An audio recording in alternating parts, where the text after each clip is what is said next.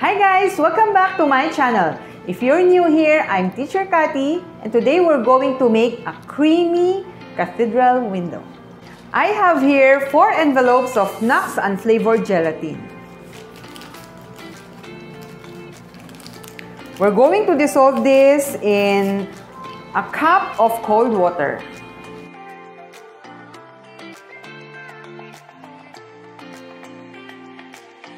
When it is fully dissolved, we're going to heat this one in medium heat.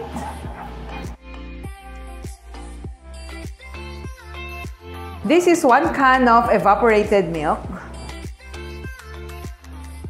1 cup of all-purpose cream,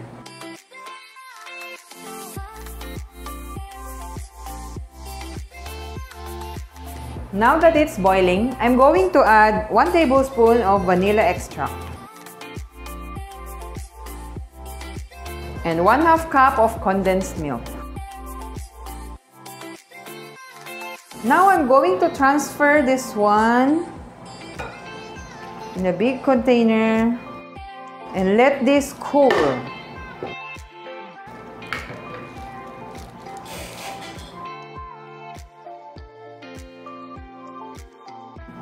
Now that it has completely cooled and the consistency has become thicker, I'm going to separate this in 2 bowls. Okay, in 1 bowl, we can use different color of jelly. Okay, so for the other one, I want to give you an option. You can use a fruit cocktail. This is a canned fruit cocktail. After draining, you can put them together.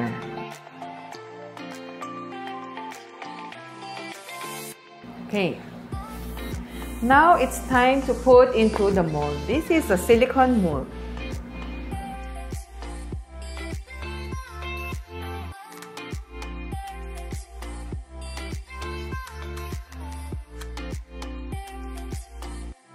Now I'm going to put this in the refrigerator and I'm going to see you in 1 hour. Now that it is completely set, it's time to take them out.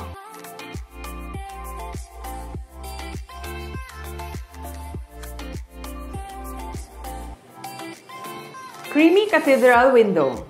If you like this video, please hit the like button and subscribe to my channel. Thank you for watching!